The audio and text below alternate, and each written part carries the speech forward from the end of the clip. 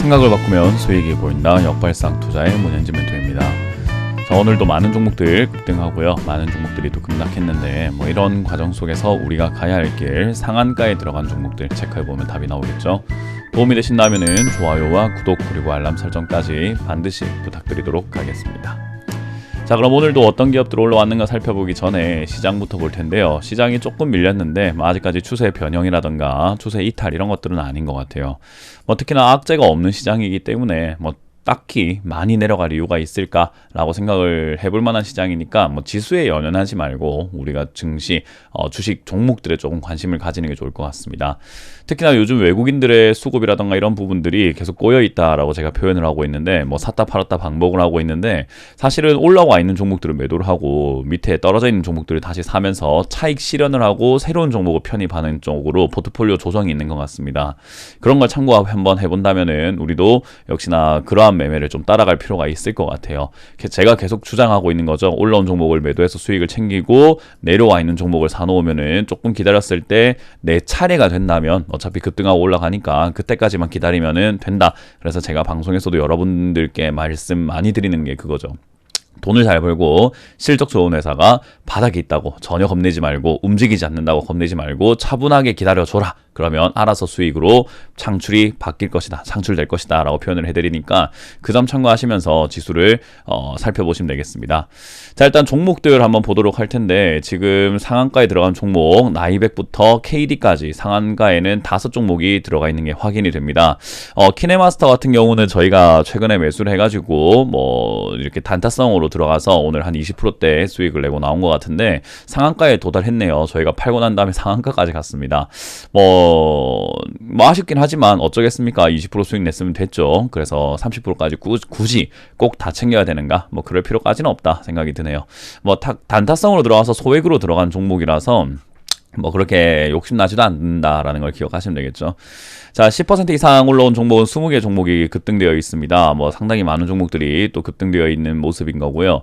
하한가 근처죠. 10% 이하로 빠지고 있는 것은 디자인, 그리고 자한바이오, 그리고 자한코스메틱까지 해서 자한 관련주들이 이렇게 떨어져 있네요.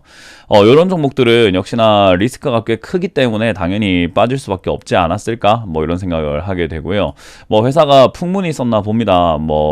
자한그룹과의 합병이라든지 이런 이야기들이 좀 있었던 것 같은데 이제 그런 설이 돌다 보니까 주가에는 조금 안 좋은 영향을 받았네요. 합병하는 것이 좋은 모습은 아니었나 봅니다. 그래서 실적도 별로 안 좋은 기업이니까 이런 기업들을 투자해서 여러분들이 들고 있으면 당연히 피곤할 수밖에 없는 거예요. 그래서 항상 재무제표를 보는 습관만 여러분들이 조금 들이신다고 한다면 좀 리스크 있는 기업들을 좀 피할 수 있지 않을까 싶네요. 오늘 디자인도 급락했는데 역시 재무제표 봤으면 이런 거 안 샀겠죠. 그래서 이런 것들도 굳이 사실 필요가 없다. 자한 코스메틱 마찬가지로 재무제표만 봤다면은 이런 걸 사서 들고 있지 않았을 겁니다. 야, 이거 싸니까 사야 되겠다 이런 생각 안 하는 거예요. 그래서 재무제표는 꼭 체크하시길 바라겠고요.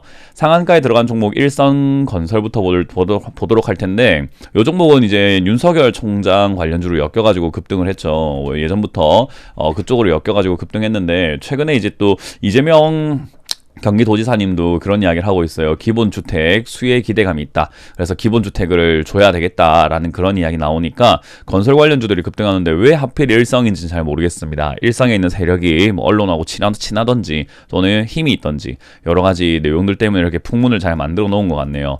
건설주라면은 사실 건설주가 다 동등하게 올라와야 되는데 왜 하필 일성인가? 일성건설에 있는 세력들 조금 힘이 있나 봅니다. 그거 말고 사실 해결할 수 있는 설명할 방법이 별로 없네요.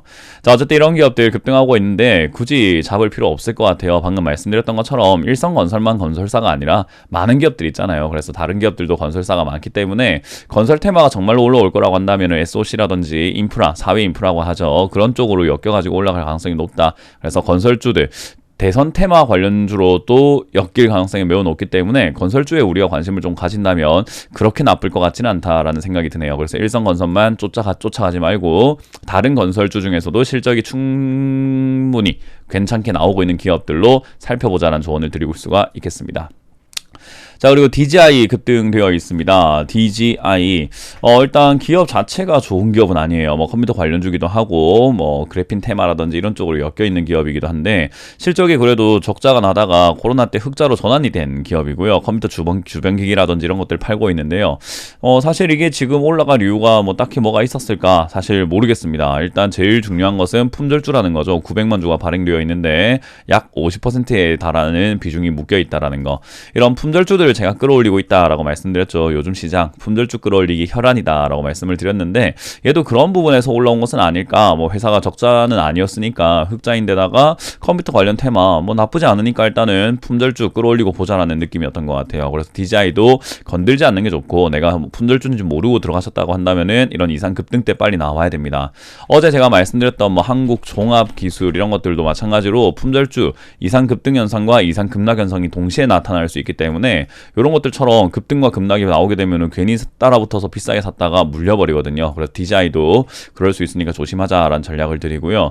KD라는 종목이 급등이 되어 있습니다. KD 좋은 기업인가? 아니죠. 굉장히 힘든 기업입니다. 사실 지분율도 좋지 않은 기업인데다가 건설과 전자사업 쪽을 하고 있지만 회사가 돈은 잘 못 벌고 있습니다. 자기가 하고 있는 산업이 잘 되지 않는다라는 거죠. 그래서 이제 KD라고 하는 이 기업도 사실은 이렇게까지 급등할 일은 없다라고 보시면 되는데 이제 부동산 건설 업체이기도 한데 이 기업이 이제는 유상증자, 뭐 대규모 자금 조달, 뭐 이런 이야기를 하다 보니까 그런 데 있어가지고 어떻게 될 것인가, 뭐 이제 그런 쪽에서 수혜를 받을 것인가 아닐 것인가 그런 문제가 있는 것 같아요. 아무래도 요즘에 거래 정지 이후에 급등하고 날아가는 솔고바이오라는 기업이 있죠. 솔고바이오 요런 기업들 때문에 정지 이후에 저런 잡주에서 우리가 수익을 노리려고 하는 것 같아요. 아무래도 투기성 자산이다라고 보시면 되는데 이런 기업들은 이제 주가가 좀 안정적으로 움직이거나 가치로 움직인다는 것보다는 시세, 정말로 사람들의 매수와 매도의 힘의 차이 때문에 급등하거나 급락하는 경우들이 굉장히 많습니다. 그래서 이제 그런 쪽으로만 움직이고 있는 것은 아닌지, 그래서 여기에 여러분들이 잘못 잡게 되면 지금 차트에 보면 꼬리가 되게 많죠. 꼬리가 상당히 많고 주가가 급등락을 굉장히 반복을 하고 있기 때문에 지난번에 갭으로 툭 떨어져가지고 하한가 수준까지 내려가기도 합니다. 그래서 이런 걸 잘못 잡게 되면은 여러분들 계좌 반토막 나는 거 금방이거든요. 그래서 이런 거는 웬만하면 뭐 물론 일확천금이 생길 수도 있는데 그래도 이왕이면 안정적으로 투자하시는 게 어떨까라는 의견을 드려봅니다. 그래서 이런 거는 쳐다도 보지 말자라는 조언을 드릴 수가 있겠죠. 자, 그리고 나이백입니다. 나이백. 요게 왜 급등했을까? 요즘에 이제 이유 없이 급등했다 하면 거의 다 품절주다. 그렇게 생각하시면은 상당히 쉽습니다.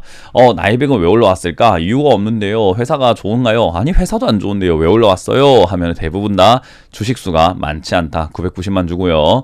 그리고 20% 이상이 묶여있기 때문에 또 유통 주식 물량이 그렇게 많지는 않아요. 그래서 이것도 역시나 품절주로 엮여있는 기업이고요. 펩타이드라든지 뭐 치과라든지 이런 치과 항생 연고라든지 뭐 제약 바이오 이런 쪽으로 좀 이렇게 움직이고 있는 기업이긴 한데 사실 이렇게까지 급등할 만한 요소는 없었던 것 같습니다. 그러나 이제 그럼에도 불구하고 코로나 치료제 관련주로도 엮여가지고 급등해 주는 것 같아요. 코로나 치료제 관련주는 사실 이거 말고도 많은 기업들이 올라오고 있어가지고 사실 이상한 건 아니지만 품절주들이 좀 더 강하게 움직인다는 특징이 있죠.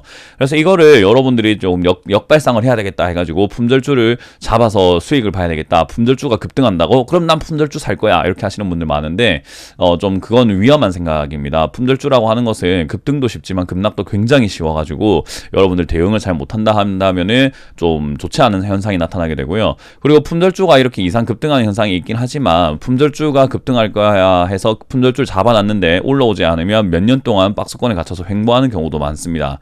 당연히 기회비용이 날아가겠죠. 그래서 내가 생각한 품절주가 정말로 수혜를 받는가 안 받는가는 알 수가 없는 부분이기 때문에 품절주에 너무 이렇게 혈안되는 것보다 기업의 가치를 찾고 주가가 올라가지 않은 기업을 미리 선취매해서 여러분들이 길목 지키게 하는 것이 훨씬 더 좋다라는 거, 그걸 기억하시면 좋겠죠. 자, 그리고 키네마스터입니다. 키네마스터 같은 경우는 제가 아까 말씀드렸던 것처럼 저희가 단타성으로 잡았어요. 저희가 이 자리에서 요 언저리쯤에서 매수를 해서 지금 이렇게 올라올 때 한 20%대 수익 내고 오늘 다 매도를 했었는데 상한가에 들어가서 마무리가 되네요. 키네마스터는 뭐 하는 기업일까? 영상 편집 프로그램을 만들죠. 우리 유튜브 영상 편집을 이렇게 하는 분들도 많은데 뭐 편집을 하기 위해서 다양한 프로그램을 쓰긴 하지만 이거는 키네마스터라고 해서 상당히 좀 이렇게 편하게, 그리고 누구나 편하게만 영상 편집을 할 수 있는 어떻게 보면 좀 입문자용이라고 보시면 좋을 것 같아요. 근데 입문자용이긴 하지만 그래도 나름 이렇게 선방을 하고 있는 기업인 것 같고 실적도 나쁘진 않거든요. 요즘에 이제 유튜브라든지 영상 편집 이런 쪽으로 많이 이렇게 진출하고 있기 때문이죠. 자, 근데 이 기업이 왜 예전에 급등을 했으며 지금은 왜 또 급락을 했을까?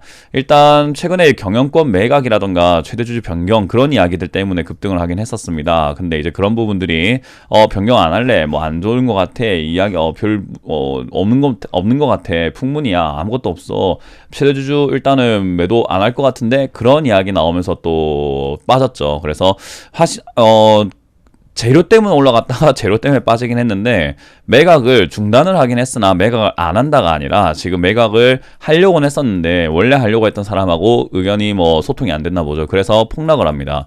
기업의 가치가 훼손되지 않았고 뭐 여러 가지 내용을 봤을 때 떨어져서 반등 나올 수 있었기 때문에 저희가 단타로 들어간 거고요. 이렇게 올라가는 것은 또 다시 한 번 더 또 재료가 나왔을 수도 있겠죠. 새로운 뭐 인수자가 나타났다든지 여러 가지 내용이 있을 수도 있습니다. 뭐 그렇다고 해서 지금 사볼 만한가? 단타성으로 들어간다는 말 자체가 기업의 가치를 보면서 오랫동안 장기 투자한다는 뜻은 아니잖아요. 그 말은 역시 시세 변동만 있을 뿐이지 기업의 가치를 보장하지 않는다라고 봐야 되겠습니다. 그래서 일단 반등 포인트가 지난 갭 떨어진 자리도 있고 해서 3만원대까지는 상승할 수 있겠다 생각이 드는데 들고 계셨던 분들, 물렸던 분들은 탈출의 기회로서 사용하시는 게 좋을 것 같고요. 신규로 들어가실 이유는 없다 생각이 듭니다. 이렇게 개별 풍문이 있는 종목들은 개별 풍파에 의해서 또 주가가 폭락하기도 하기 때문에요. 이런 거는 매매하실 때 올라갈 때 사는 게 아니라 내려와 있을 때 사는 것이 가장 유리하다는 거 기억하시면 되겠습니다. 그 외에도 이제 많은 기업들이 움직였는데 눈이 좀 가는 건 광전자 이런 거죠. 5G 관련주들이 조금 이렇게 움직여 주려고 노력을 하는 것 같아요.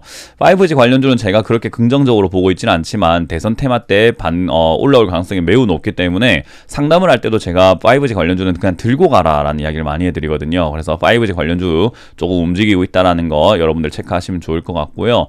그 외에도 이제 레고캠 바이오와 같은 코로나 치료제 관련주들이 급등했다라는 점, 그리고 뭐 KG ETS와 같은 이런 폐기물 관련주 이런 것들도 조금 움직인다라는 거. 근데 그렇다고 해서 뭐 시장에 일정한 테마가 있느냐 했을 땐 그렇진 않은 것 같습니다. 그래서 그게 조금 아쉬워요. 역시나 시장이 강하게 가려고 한다면 주인공이라는 게 있어야 되거든요. 근데 주인공이 없다. 그 말은 우리가 뭐 라면을 끓였는데 라면 없는 라면인 거죠. 뭐 말이 안 되는 거죠. 그죠? 그래서 이거는 지금 주인공 없이 증시가 올라왔다는 것은 그냥 떠 있다라고 보시면 돼요.